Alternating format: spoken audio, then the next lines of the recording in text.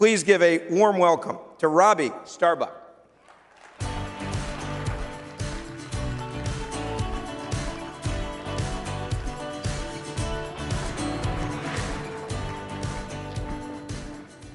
Hello, Cpac. How are you guys doing?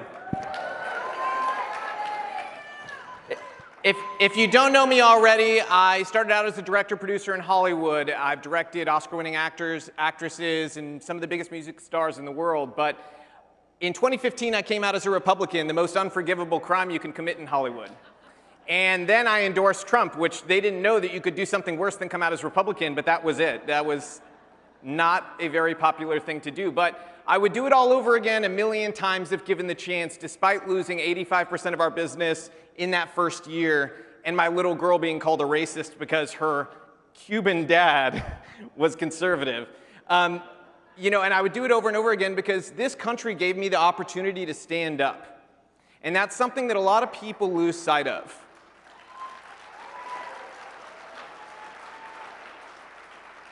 There's people in China and in Cuba who don't have that luxury. So I will stand up every single time. So today I am here to stand up and tell you that I am critically concerned about the relationship that big tech has with the Democratic Party and government at large.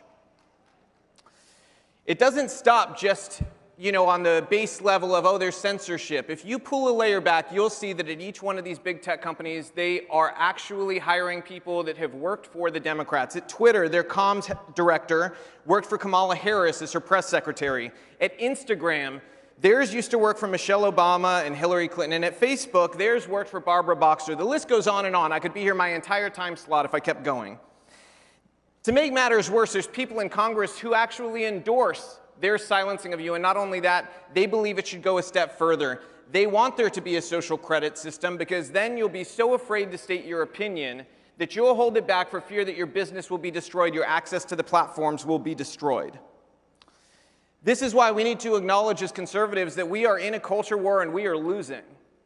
And if we want to win, we need to acknowledge that fact. Culture is an important question. They recently had Joe Biden on CNN, and they did something that I never thought CNN would do, but they asked him about the Uyghurs in China who are being raped, tortured, and children are being kidnapped, forced to praise China as their mother and to praise communism as their savior. They asked Joe Biden about it, and he said it amounted to a mere cultural difference. I don't think that more disgusting words have ever left the lips of an American president. And it was at that moment that if you didn't already know that he was not an American president, that was the moment where you should have known he was China's first president of America.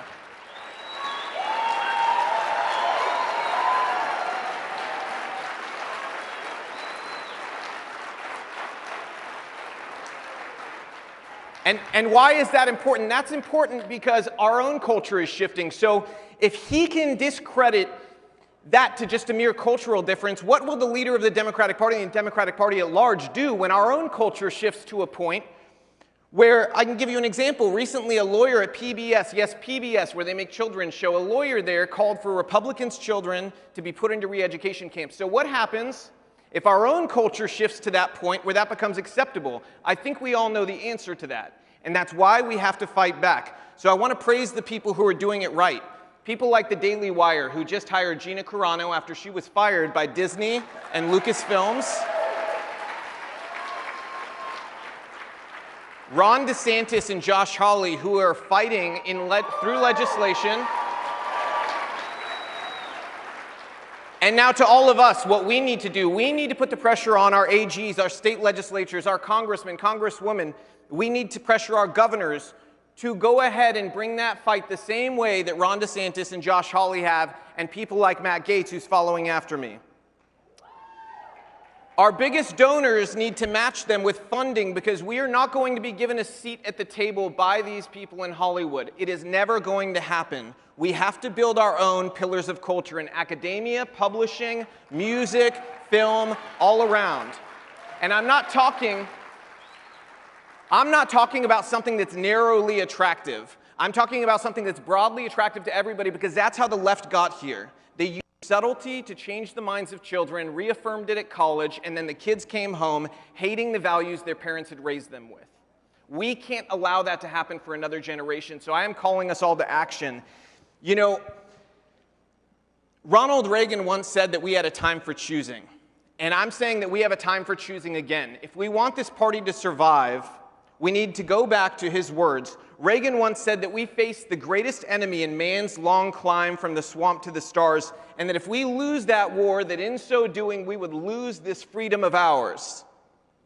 He then said that history would record with the greatest astonishment that those who had the most to lose did the least to stop it. We need to make sure that that's not how history records us. He went on to tell a story about a Cuban refugee and two businessmen, where the two businessmen were listening to the refugee tell his story. One businessman turned to the other and said, "We don't realize how lucky we are." And the Cuban turned to them and said, "No, you don't realize how lucky I am. I had someplace to go to." And in that sentence, he told the entire story, because this is our last stand. This is freedom's last stand. If America falls, freedom falls. And so we all need to double our efforts.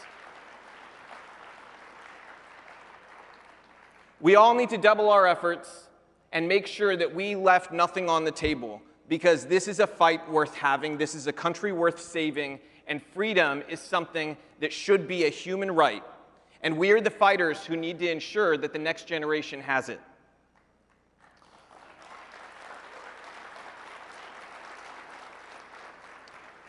This country is what makes possible for my own mom to come from Cuba, going into the unknown, leaving the only home she'd ever known after it was stolen by communism, only able to bring one item with her. She brought a doll that was passed down in the family, and that doll, its head was smashed in by a soldier.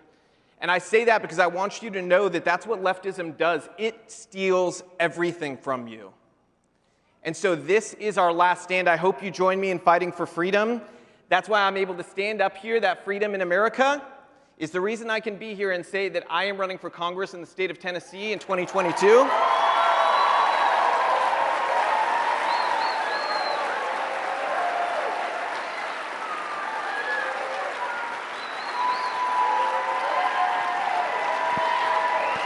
Thank you, guys.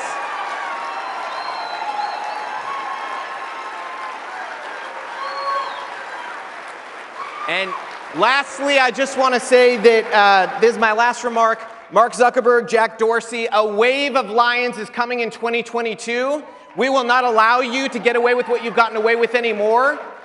You fight for the establishment, we fight for the people, so get ready, because you are going to have the biggest fight on your hands that you two have ever had, and that goes for everybody else in big tech. Thank you, guys.